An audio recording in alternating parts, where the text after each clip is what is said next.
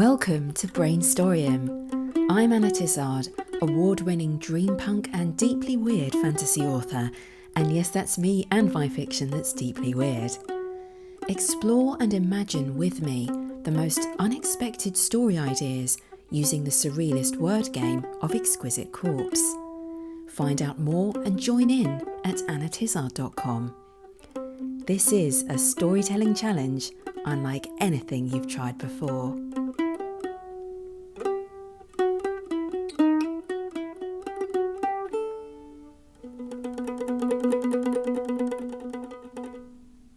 Hello, imaginative people. I'm Anna Tizard, and this is episode 102 of Brainstorium. Finally, spring is here in the UK. I smelt it at 9:30 a.m. on Monday the 2nd of March. Therefore, it is spring. I don't know how.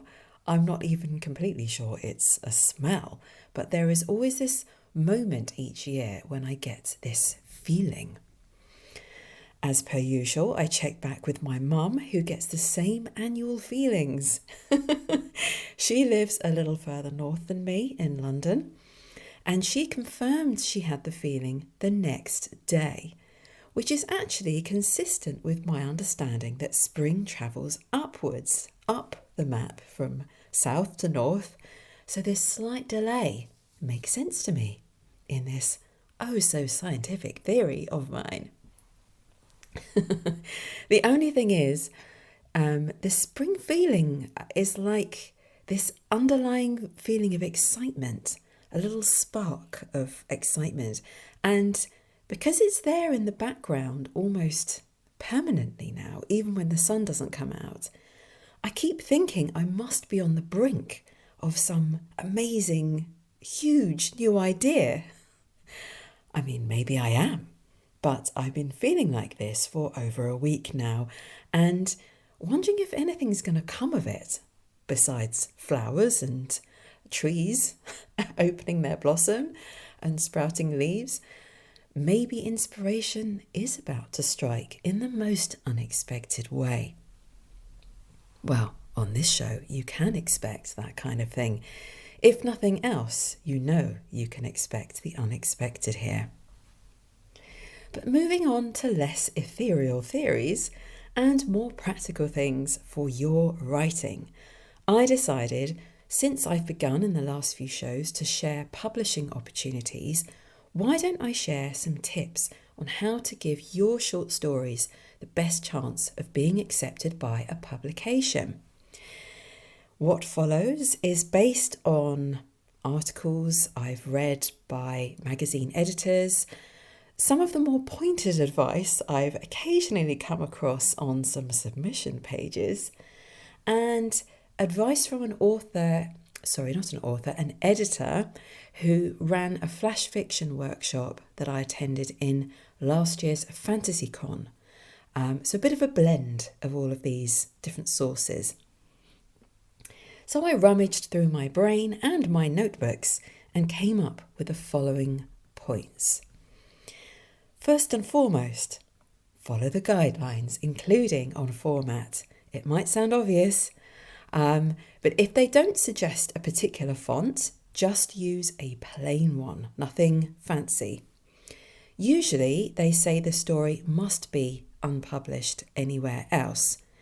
Bear in mind, previous publication includes posting on a blog or on X or wherever, or me reading it out on this show. But if you've changed the story substantially, it should be fine. Often it helps to air the story in its first draft by sharing it in one of these ways, and then that gives you more of a chance to reflect and potentially develop it from there. But if in doubt when submitting, if you've only tweaked it a little bit here and there, you could always just check back with the publisher. Some say they do accept reprints, which means they will be happy with something published elsewhere before. Second point, if the story doesn't match the theme, apparently this is quite a regular thing that editors experience, or if it doesn't do something unique with the theme or prompt, then that can be a reason for a swift rejection of a story. An example I came across was of the colour red being the prompt, and a story about someone's car which happens to be red, or where they just happen to like that colour. And this wasn't a strong enough or unique enough use of that theme. If it could just as easily be something else, in this context, if it could just as easily be another colour, like blue, whatever, then, the publishers are probably going to not go for that.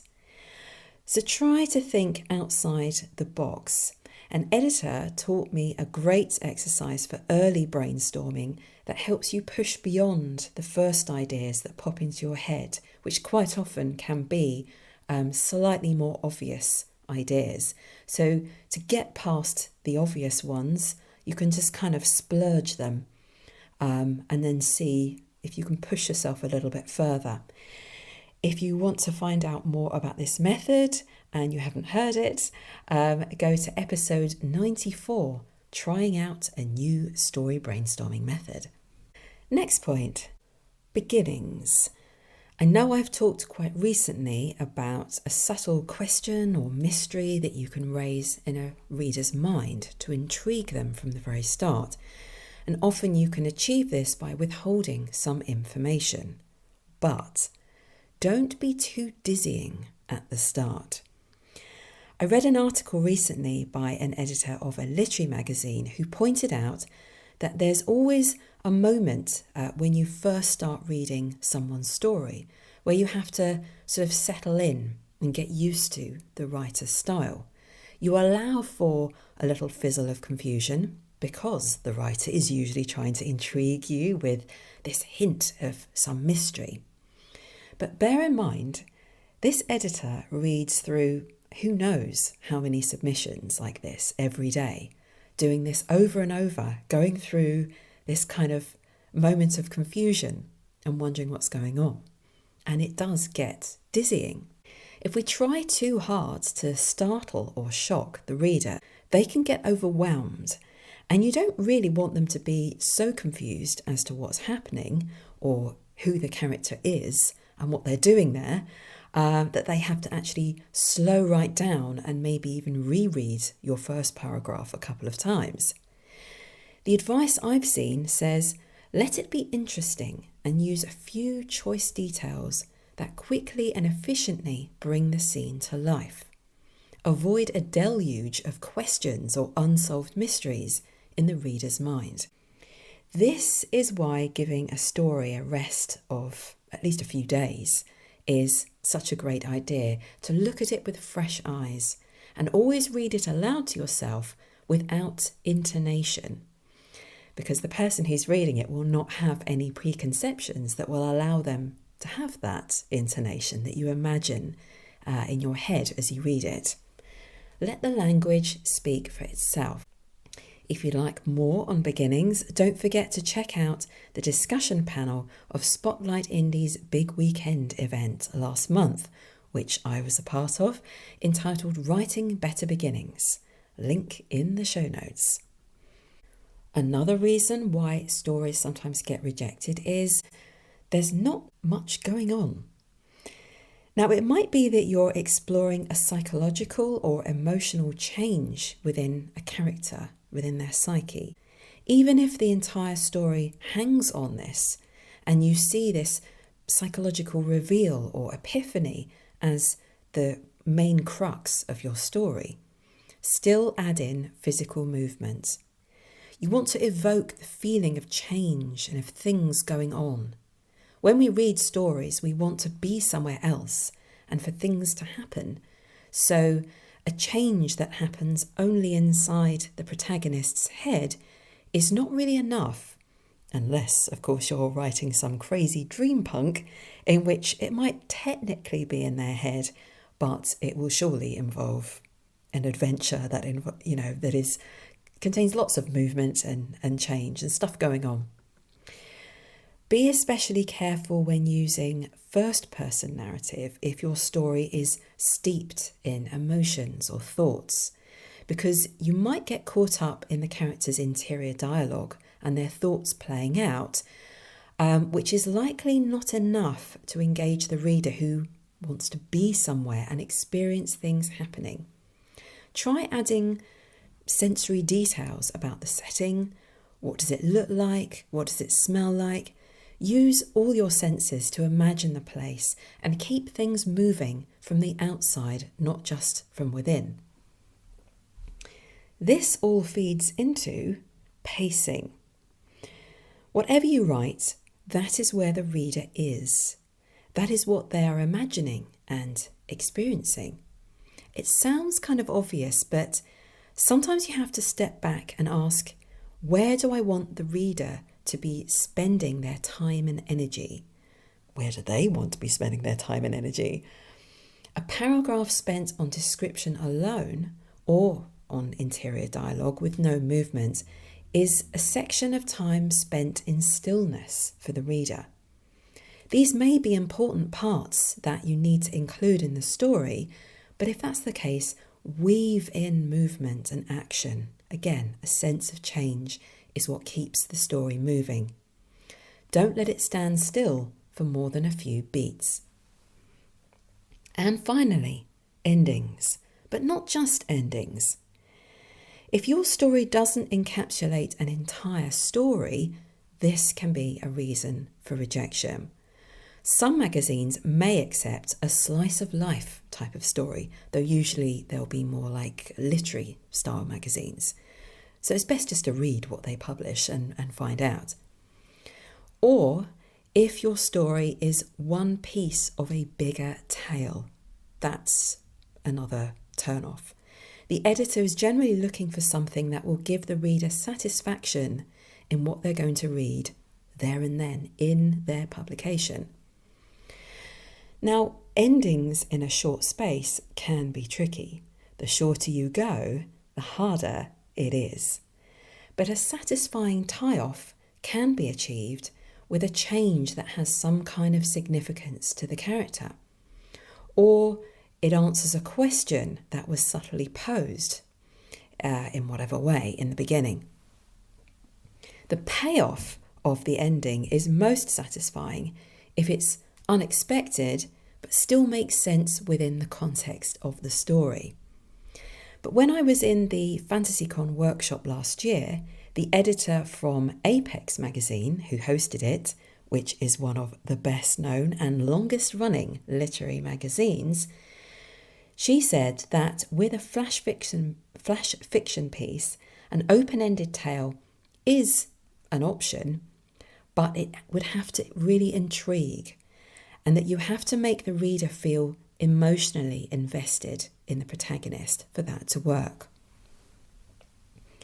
Right, I hope I haven't completely overwhelmed you with too many ideas, but don't worry, if you want to pick up on these points again and try and digest them a little bit more, just read the transcription of this show, which is linked from the brainstorms page at annatizard.com.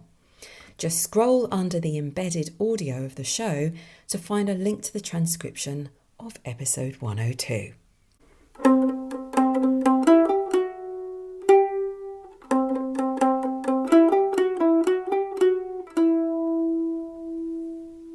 Right, before we move on to new story brainstorms and new publishing opportunities, I have some great fiction to share from my talented listeners. First up, a poem sent by regular listener Renee Winfield to celebrate the 100th episode and beyond of Brainstorium. She wrote, "Seems only a yesterday or month or year of yesterdreams, stumbling across the World Wide Web weeds into the land of episodes with plants that drop seeds that grow the imagination.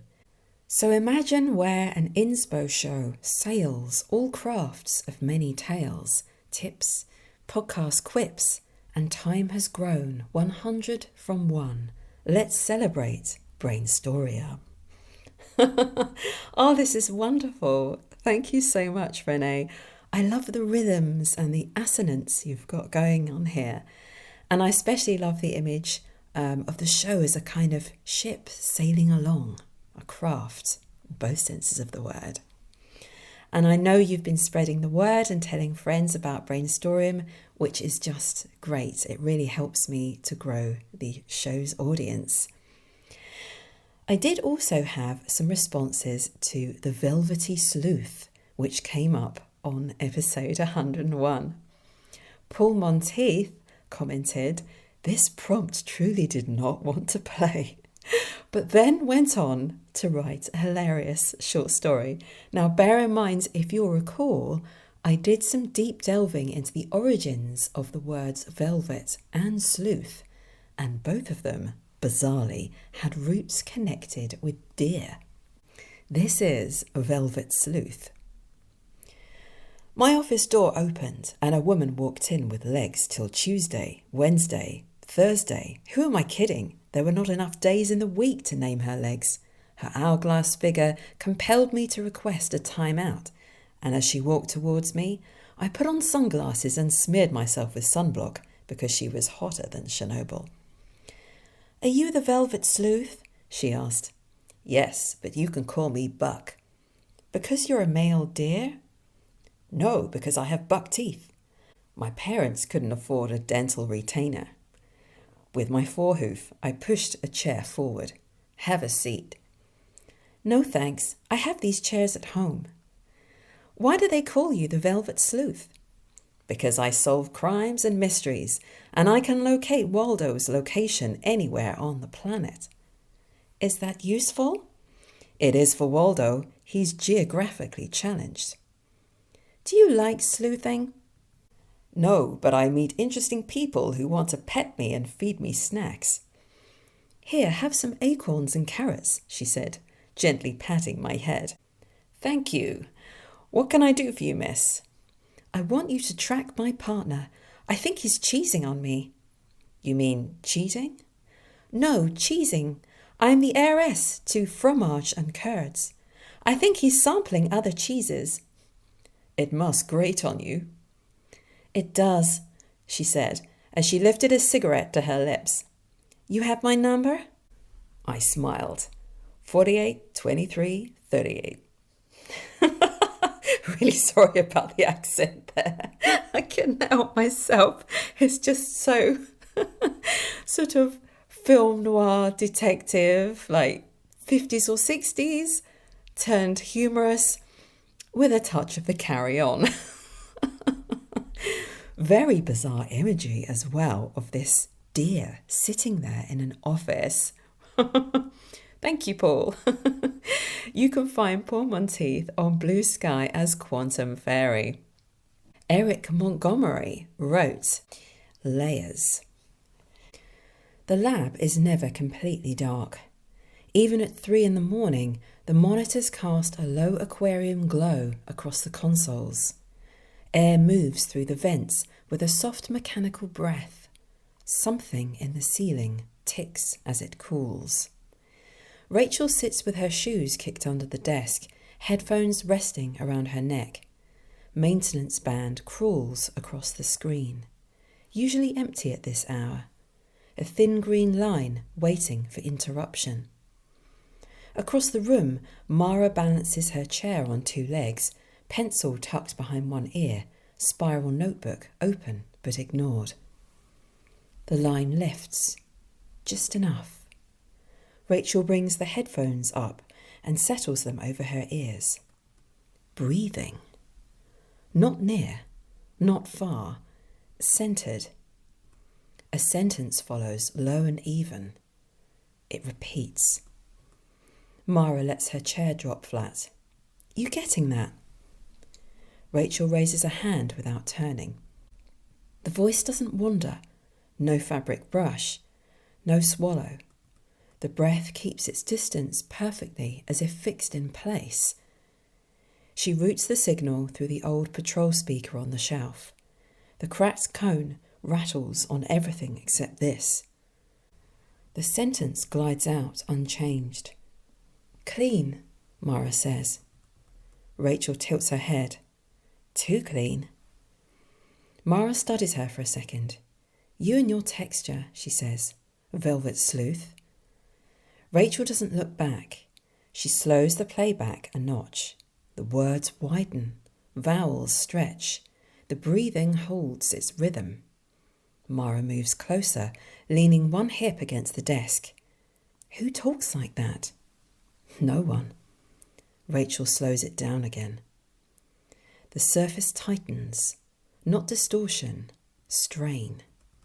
There, a faint pulse under the voice, regular, patient. Rachel isolates the lower band. The calm sentence continues above it, smooth and unbothered. On the spectrum display, a narrow tick marks itself at exact intervals.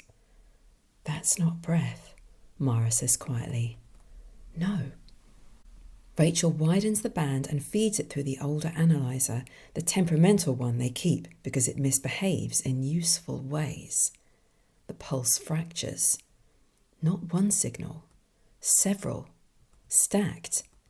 She adjusts the filter. The threads separate.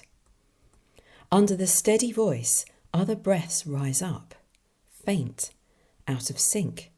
5, maybe 6. Each curve identical. Each inhale and exhale smoothed to the same soft arc.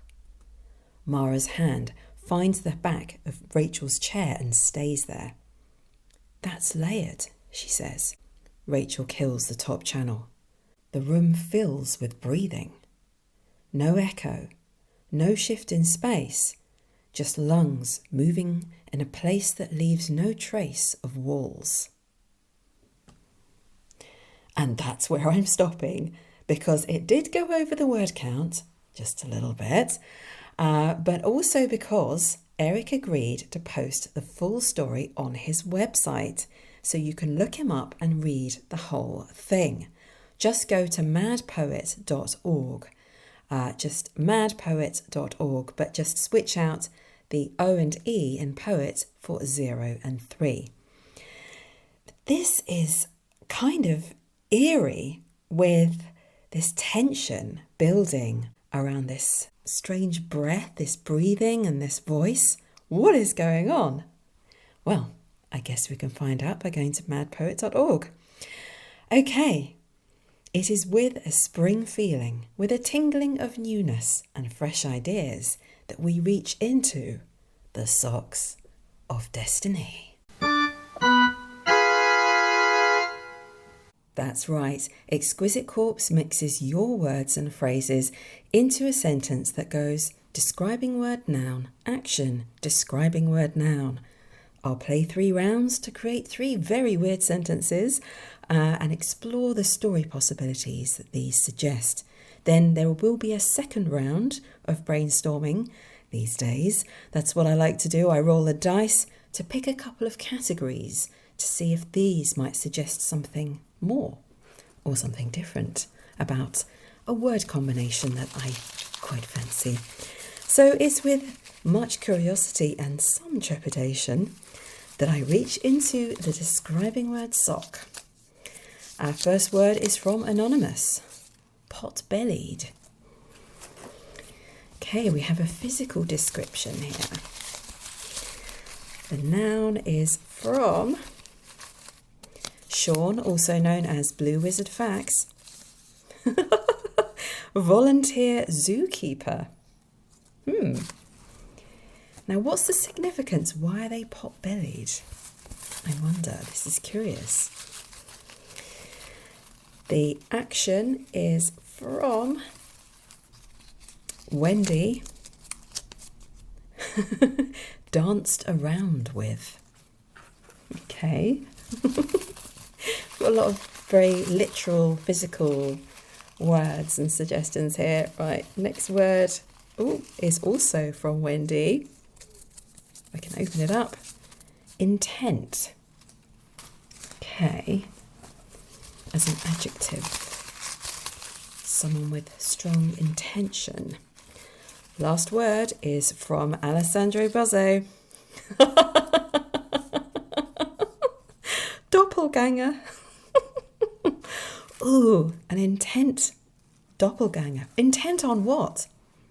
intent on being the double of someone, possibly this other character. How weird. So anyway, the entire exquisite corpse is the pot-bellied volunteer zookeeper danced around with the intent doppelganger. A volunteer zookeeper dancing around with his double? It makes me feel like he's under a spell, this dancing. And the intent doppelganger, such a strange word combination.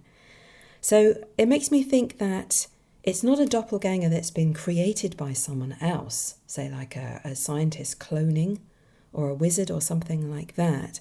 It's intentional. Someone decided to become the double of another person. But who would do that? Who could do that?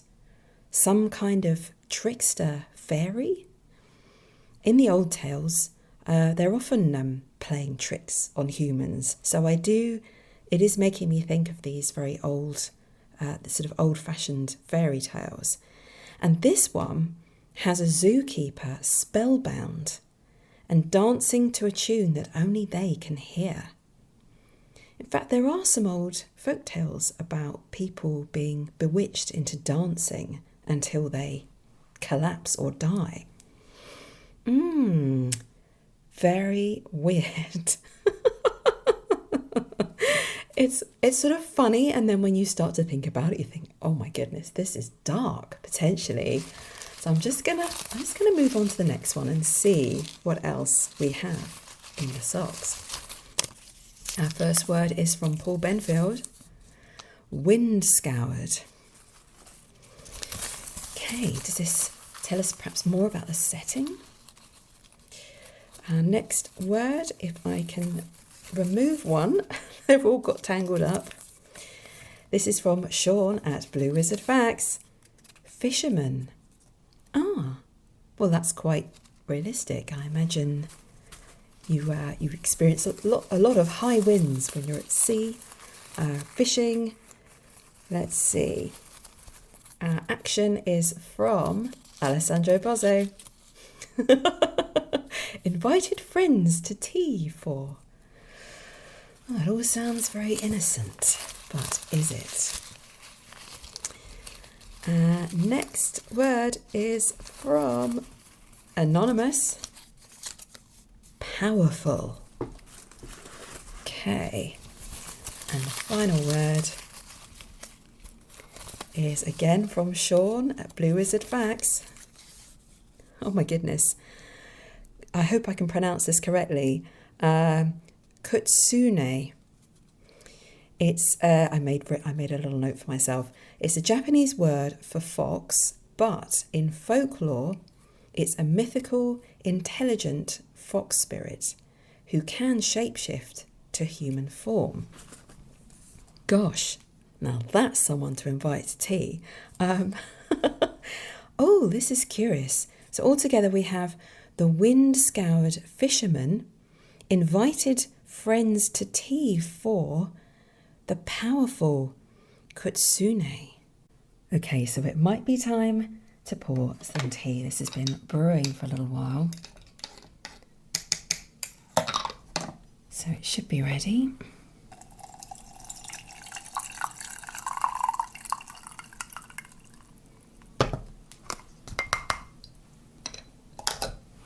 Right.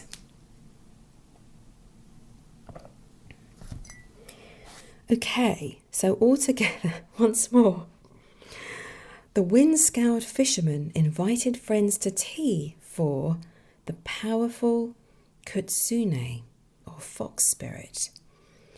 Actually, when I first read this, I thought that the fisherman invited the Kitsune, but no, invited to meet. Therefore, he's invited friends over to meet a mysterious guest. Maybe he's dropped hints about who it may be, or maybe he hasn't. And while he's a fisherman, he might be wind-scoured because he travels further afield than he really needs to. for his job. He sails around the world and meets interesting people and spirits. I like that it's tea. It's not cocktails. It's not lunch, though there may be sandwiches involved if you invite someone round for tea. I'm thinking he might read the tea leaves to set the tone for the entrance of this mystical being. But what for? What is this all for? Can the fox tell the future? Or does she have special insights? Can she read people, read into them and see what they're really about? Or does she have a prophecy? Maybe everything's expected to be light-hearted, and even the fisherman thinks everything is just going to be jolly with his friends and meeting this curious spirit who mysteriously agreed to sail with him to visit his own country. But maybe things turn sour when the fox has some scary things to say and predict about what's going to happen. I don't know, this is like the beginning of something, but I am reaching, as you can hear, I am reaching into the sock because I think we need to move on to the third one and see what happens next. This is from Wendy, Frank. Okay, so someone who speaks their mind. I'm going to dig deep now. What have I got? This is from Paul Monteith. Mortician. Oh, do you really want a mortician to be Frank? Maybe. Let's find an action. This is from Paul Monteith again. Poked a litter bug with. This is very specific. Very, very specific. Let's try for a describing word. Oops, they're just getting stuck to my hand. Let go, thank you very much. This is from Sean, Blue Wizard Facts. Terrifying. Who's going to terrify the mortician, considering their experience, their job? And finally, let's just see. This is again from Sean at Blue Wizard Facts. Otter.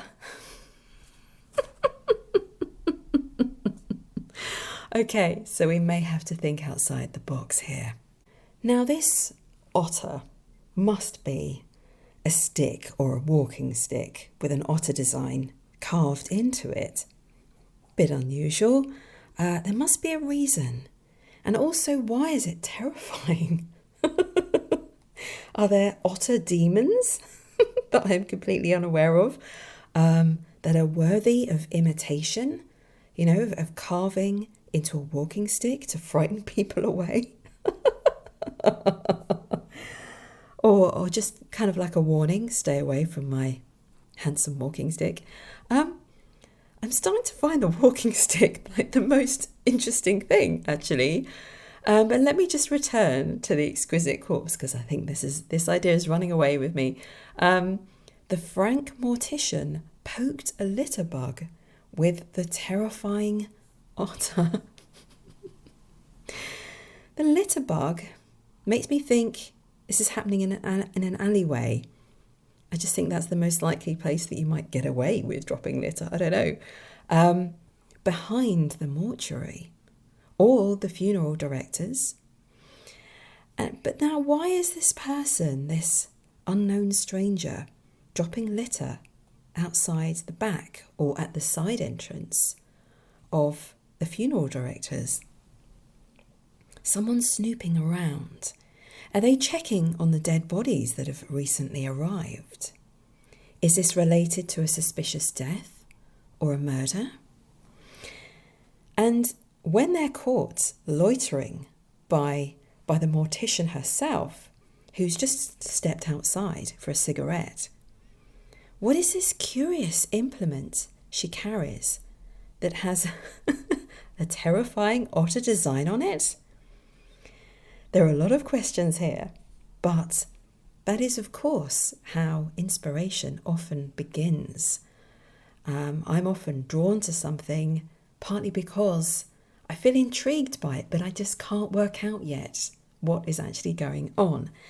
And questions, of course, or unknowns and hints of things that are yet to make sense are often used in the beginnings of stories.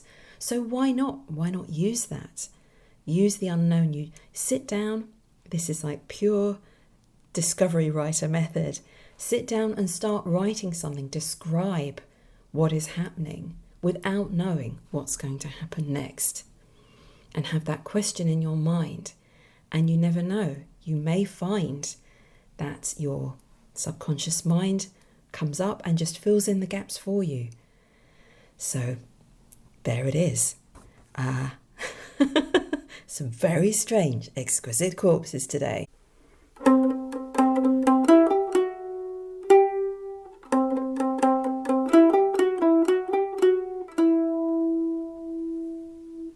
Okay, this is tricky because there's usually one or possibly two word combinations that just leap out at me as being the one to try. I think last time I had to hesitate as well, but kind of talked myself into the Velvety Sleuth. But this time, they each have something, some unresolved something. So I tell you what I'm going to do. Each exquisite corpse contains two describing word noun combinations, right? So we have 6 choices all together, and I will simply roll my 6-sided dice twice. Here goes. 6. That's the terrifying otter. But in my mind, it's become this walking stick or some other implement which is used to poke a litterbug. I mean, yes, I will probably stray outside of that story that I was beginning with the mortician, depending on what comes up, but even so, I will probably use the stick. Right, now I'm going to pick a category of interpretation by rolling another dice. But, I have another reveal for you.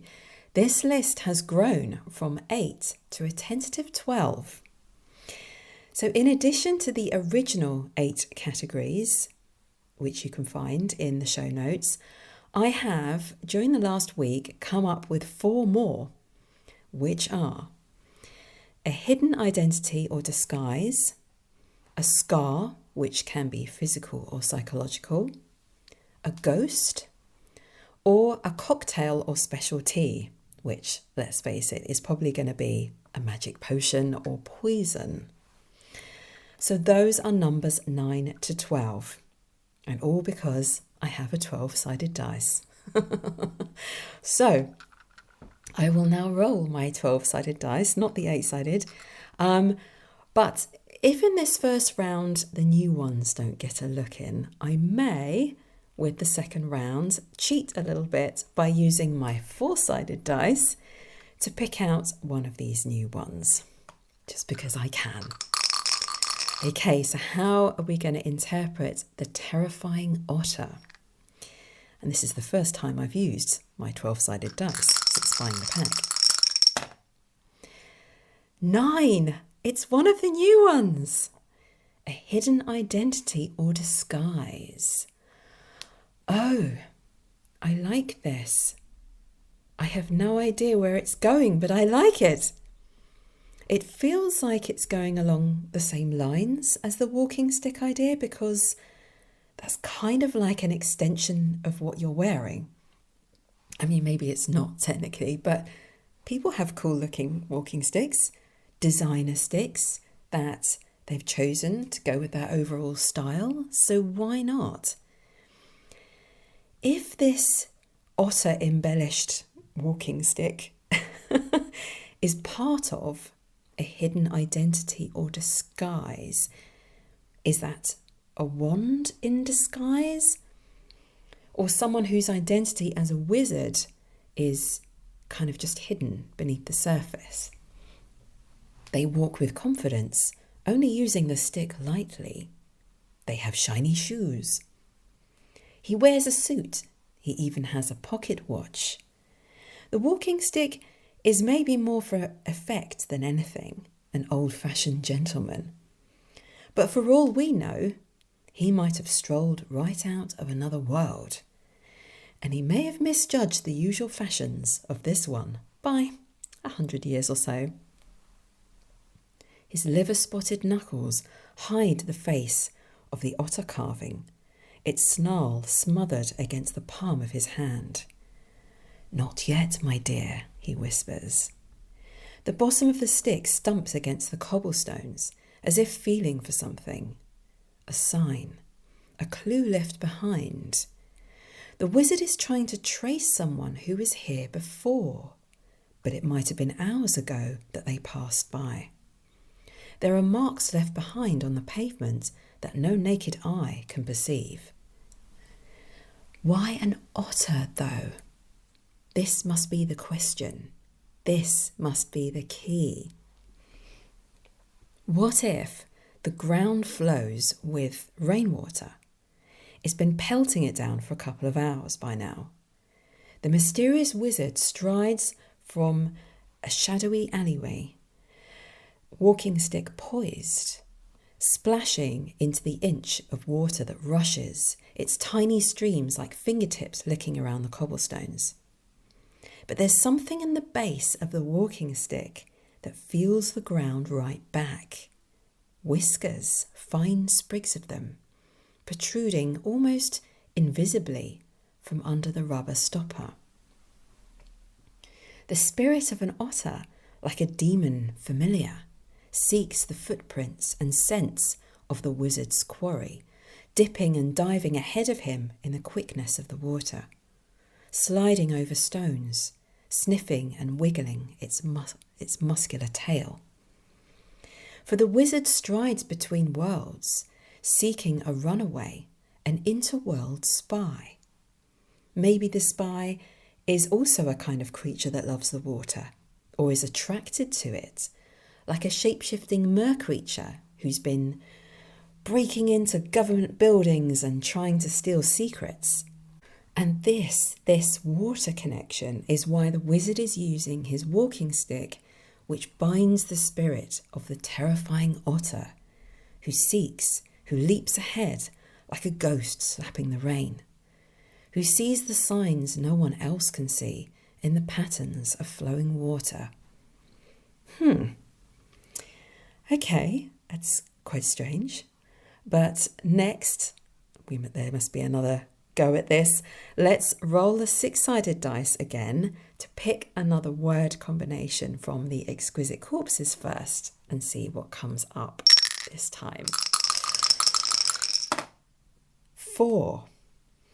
That is the powerful kitsune.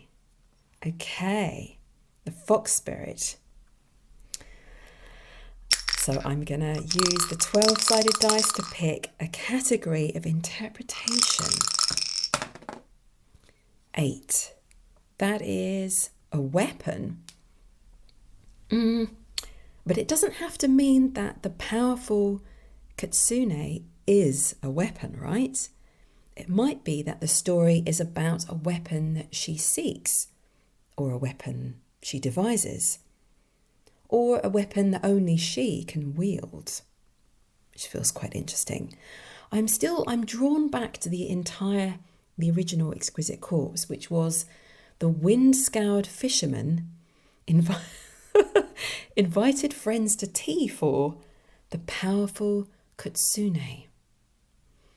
I like that imagery of the fisherman inviting unsuspecting friends to tea, who are then astonished to find the empty space by the table filled by a fox spirit. But what weapons do you find at a tea party if she has come unarmed? I remember she came with a warning. The world is changing, she says, as she stirs the tea. Her audience stares, holding their breaths. The soft, reddish wisps of hair are for pointed ears, prickle as if picking up a breeze, even though they're all sitting in the helm of the fisherman's spacious boat, and the sea rocks gently beneath them.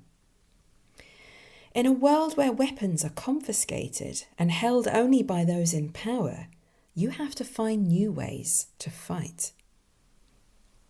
She stirs the teacup, and a wind swirls around the boat, turning it, knocking it around.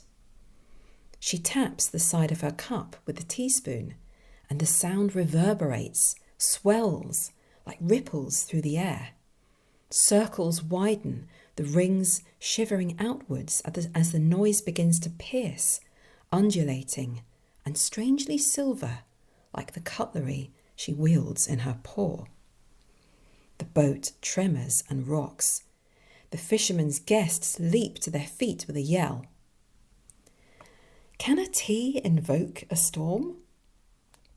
Does the powerful kitsune just have a talent for turning ordinary household objects into weapons? Do I know where this story is going? Not yet, but maybe you do.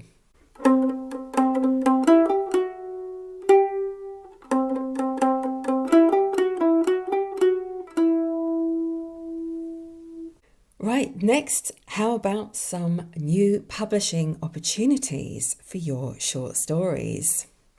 Lowell and Benson Publishing invites writers from around the world to submit original fiction inspired by folklore, myth, and cultural storytelling traditions for their upcoming anthology called Roots and Rivers, a journey through world folklore. They're seeking fresh retellings, reimagined myths, original fables, and folklore-inspired fiction from 1,000 words all the way up to 6,000 words. The submission window opens tomorrow, that's the 15th of March, and closes a month later on the 15th of April.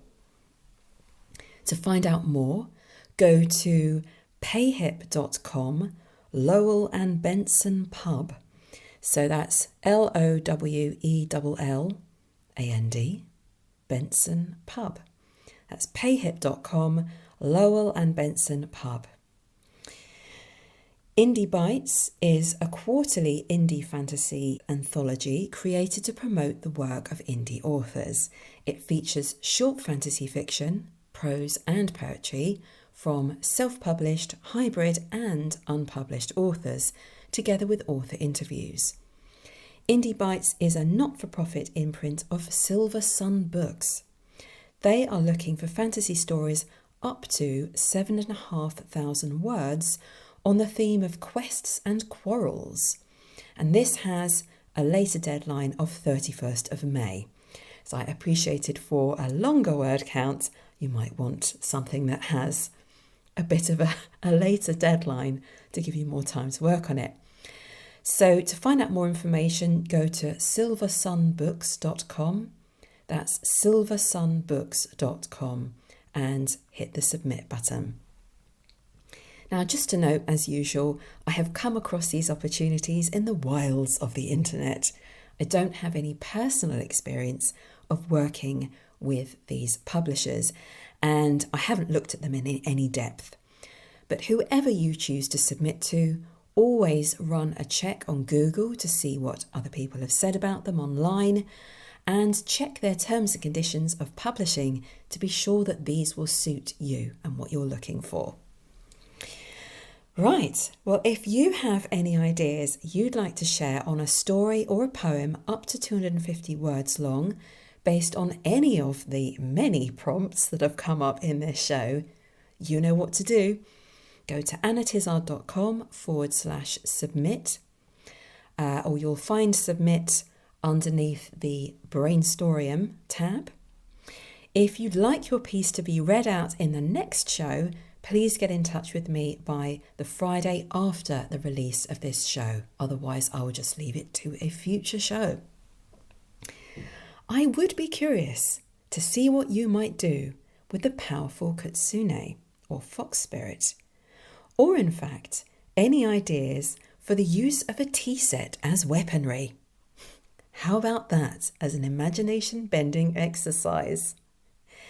Until next time, go forth and be inspired. I hope you enjoyed today's brainstorium. You can find out more about Exquisite Corpse and my series, The Book of Exquisite Corpse, at annatizard.com. Subscribe to my e-newsletter and you'll get Volume 1 for free. And while you're there, why not submit a few words to the Socks of Destiny on my play page? You may inspire me or inspire yourself to write a unique new story. See you next time.